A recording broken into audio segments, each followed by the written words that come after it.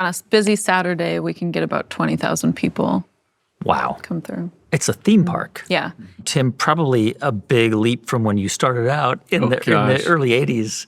I make the joke that if we had about 10, 12 cars in our parking lot, we had a traffic jam. And, now we have like 40 acres of parking.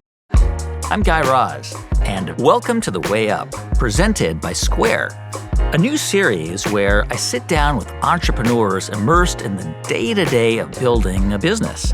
We'll talk about the ups and downs that define their journeys and the communities critical to their success. Today, I'm talking to Tim and Kelsey Vala from Valas Pumpkin Patch in Gretna, Nebraska, one of the most popular fall festivals in the country. Tim, Kelsey, welcome. Thank you. Thank you.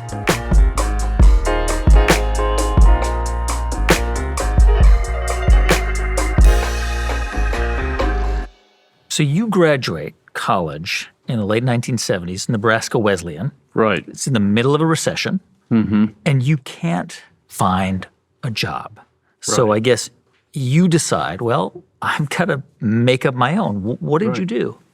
Well, that's right. It was just tough finding a job of any kind back then, and anything that I wanted to do for the rest of my life. And so I started thinking, well, I have to create my own job, and I'm going to have to, start my own business.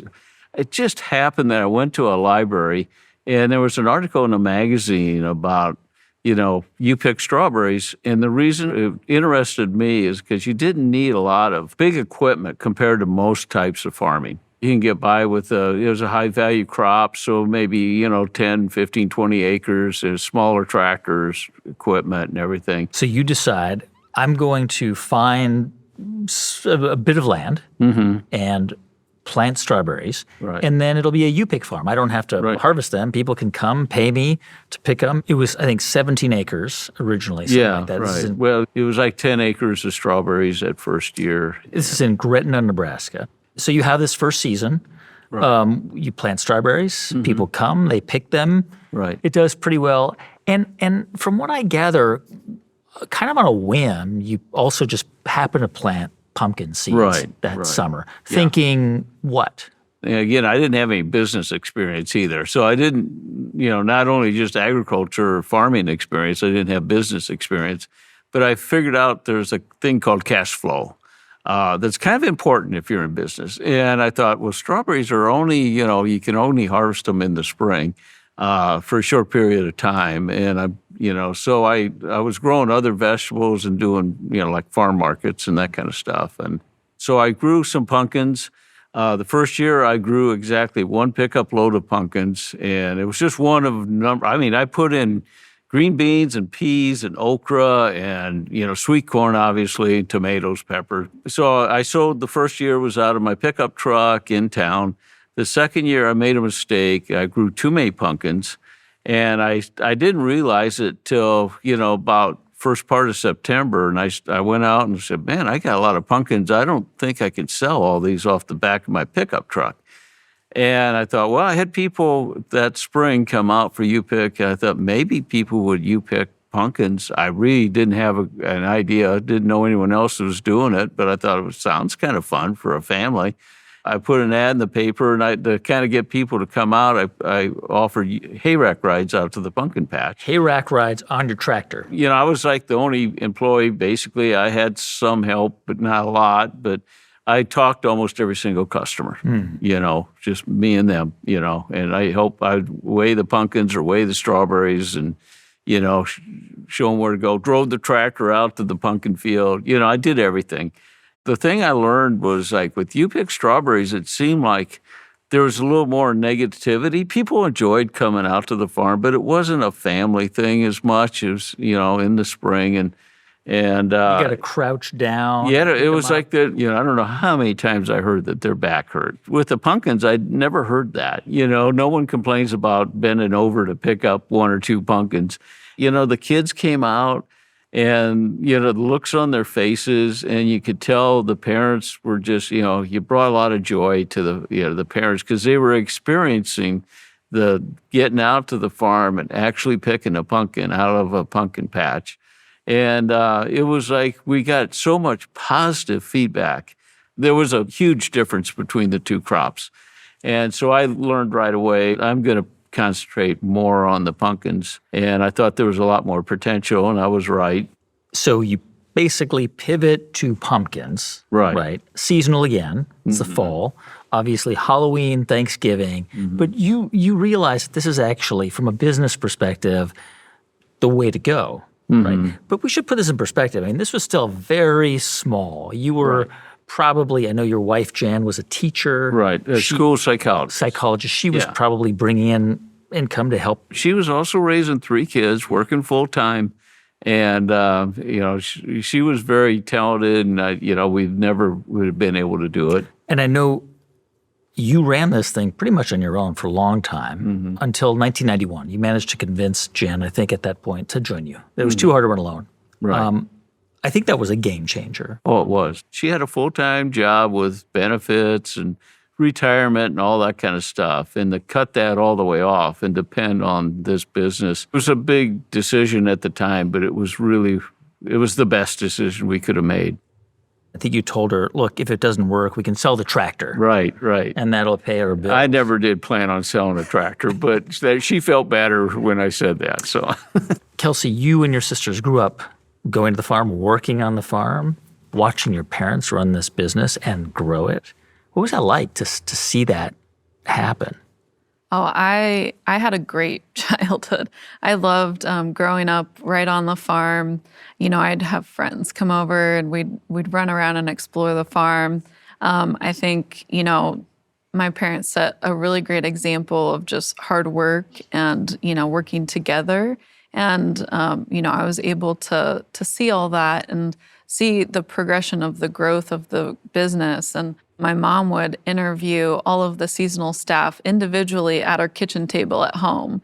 And that's how it started. And I absolutely loved it. And I also got the opportunity to work a little bit in the business, like get a little bit of, just little bits of responsibility that were kind of fun, that I think sparked the entrepreneur in me. And so I got to kind of run my own face painting booth, and, I would keep all the money from that. And so it was really exciting for me to run that almost little side business on my own. And I got to run one of the food stands when I was in high school. And so it just gave me a lot of real life kind of business knowledge, hands-on experience that was invaluable. Do people come up to you at the farm and say, I remember when you were a little kid? Oh, all the time. Yes. Yeah. I get a lot of that. Tim, a lot of people, and I'm sure have asked you this over the years, wait a minute, a business that's only open 2 months a year? Yeah. How do you make that sustainable? What's the answer? We could lose our focus and do, say, weddings in the summer and school groups in the spring. And, there's all kinds of other ideas. Christmas, although it gets kind of cold in Nebraska for Christmas, but you could do a lot of different things. But we just chose to focus on what we do good, do it good. At the height of the season, on a weekend, roughly how many people are coming through the farm? On a weekend, like on a busy Saturday, we can get about 20,000 people. Wow. Come through. It's a theme park. Yeah. It's essentially, a small theme park. But I like to think that we're even just a bit more authentic than a theme park. We have like a great story to tell. We're actually doing the work. We have, this farm ground. We have 50 acres of pumpkins. We're pressing cider. We're making cider. So there's a lot of aspects of it that are like, it's real authentic, real work that we're doing that people can see. Tim, in 1984, right, when you launched this thing, right, could you have imagined that today you would have a 450-acre park, right? No. where 20,000 people a day come to visit, where it's a multi-million-dollar business. It's one of the biggest attractions in Nebraska, if not the biggest. Could you have imagined that? No. It's like, like you said, we were thinking we'd be happy with a fairly, 10 or 15 acres of strawberries and maybe 10 or 20 acres of vegetables of some sort, So we're fortunate that we saw the opportunity. And what's really nice is that, our community really supports us too. And we provide, like Kelsey was saying, that people get back on a farm and stuff. And, for families and kids spend so much time on digital media, iPads and stuff anymore. And they actually get them out and actually play, maybe get their fingernail dirt underneath their fingernails, see the farm and see where stuff is growing. It's like such a special feeling to get out with a pumpkin field of 50 acres where there's literally 100,000 pumpkins out there. And as a family, you can watch your kids beaming and they're just having so much fun. And I think the family togetherness is such a huge thing. And we're just very, happy that we can provide that. I think it's amazing. You now have a multi-channel business. I mean, hay rides, shows, many restaurants on site, rides, retail stores, a corn maze. It's 450 acres. It's, I think, the biggest agritourism site in Nebraska, one of the biggest in the Midwest. And at a certain point, you asked your three daughters, if they would like to join the business. Kelsey, when your dad came to you, to the three of you, and he said, would you like to join the family business? How did you react? Yeah, well, I saw it as a great opportunity. My parents were not pushy at all. They just were like, this is an opportunity for you. You can take it or leave it. And but I grew up in the business, and I think a part of me, I wanted to kind of get out and experience new things and go to college and work a little bit elsewhere. But I think always keeping in mind that I probably wanted to bring all that experience and that knowledge back into the business. When you made the decision to do that, to join, you also had some ideas in your mind about what you wanted to bring to the business. Yes. Tell me about some of that. Well, I joke that, my parents built me a pie barn to lure me back into the business. Because you went to culinary school. Because I went to culinary school. And you did pastry. Yes. And I actually worked at a pie shop in Portland, Oregon, and got lots of great experience there. And so the farm had an opportunity to bring on this old barn that was about to get torn down because there's just development happening all around our area.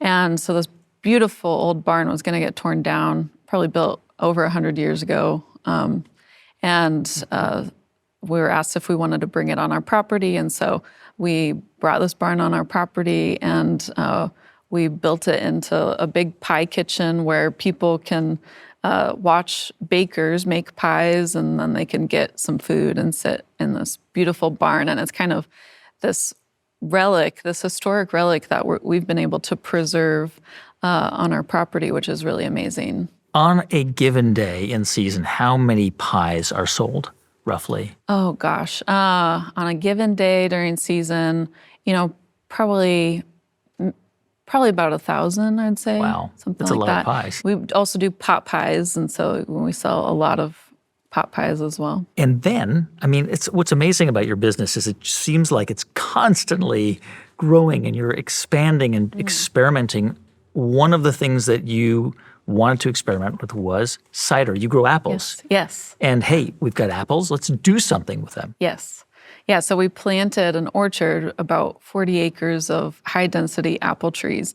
Just amazing opportunity. Of course, we wanted to do you pick apples and get guests out into this beautiful orchard to pick apples, but we also just saw a lot of opportunity just making cider. And what's more fall than, going to a beautiful cider mill and watching them press apples and then getting to drink that cider, both fresh cider and hard cider. And so that was definitely a new business venture within Valas that we created. Getting 20,000 people through the doors on a single day, in the summer, that is overwhelming. So for some context, we have a lot of Square products. We have 94 iPads that use Square, 48 Square stands, 8 Square registers, 6 Square kiosks. So we're using a lot of Square products. And then we have about 1,400, 1,500 seasonal staff that work for us during the fall season. And within that, it's probably around 400 to 500 are cashiers. And so those cashiers, they have to be trained very quickly to get people just through our food lines and our retail lines and everything. Like, we have to have a system that is really user-friendly. And so Square has worked really well for us. We use, the Square standard POS system. We use Square for restaurants. We do invoicing and gift cards. Like, those are some of the tools that we're using with Square. So all those are just kind of integrated in one system, which is, it's really hard to find a business that can work for the different facets of our business. Because really, we're one business, but we have so much going on that we do treat each department almost like its own business. And so Square just helps us integrate all those departments and see in real time just sales, and then we can make key decisions for the day or for the week. And when you introduce a new vertical, a new part of the business, it's probably plug and play. Let's try this. Let's try the pie shack. Let's try the cider. You are using the tools to expand the business. You can see what people are spending their money on, and you can see it in real time. And so we're just trying to kind of make decisions in the moment and long term, kind of based on some of the spending habits of our guests. For example, this past summer, for the first time, we started doing a farmer's market. So we did a local farmer's market, and it was just really easy to get that set up in Square. We used a Square terminal for some of that, and it was seamless.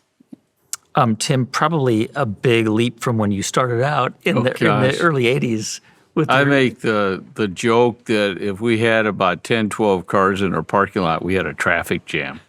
And, now we have 40 acres of parking, so it's the difference, There are so many different things you can do at Valas. Aside from all of the fun activities, you've got 20, 25 restaurants, different places to eat. What are you making and serving on a given day? Yeah, we have a lot of food facilities across the farm, and it kind of ranges in complexity from, snacks to, we have cider locations. We have restaurants where, we're doing, homemade from scratch food.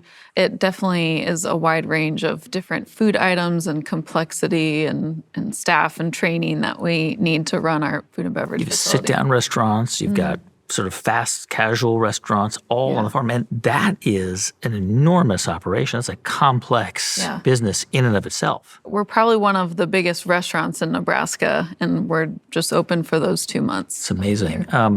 You must be one of the biggest employers, certainly in Gretna and in the area. I mean, you employ a lot of people, 1,400, I think. About 1,400 roughly. Seasonal staff. Seasonal, and then 50 throughout the year.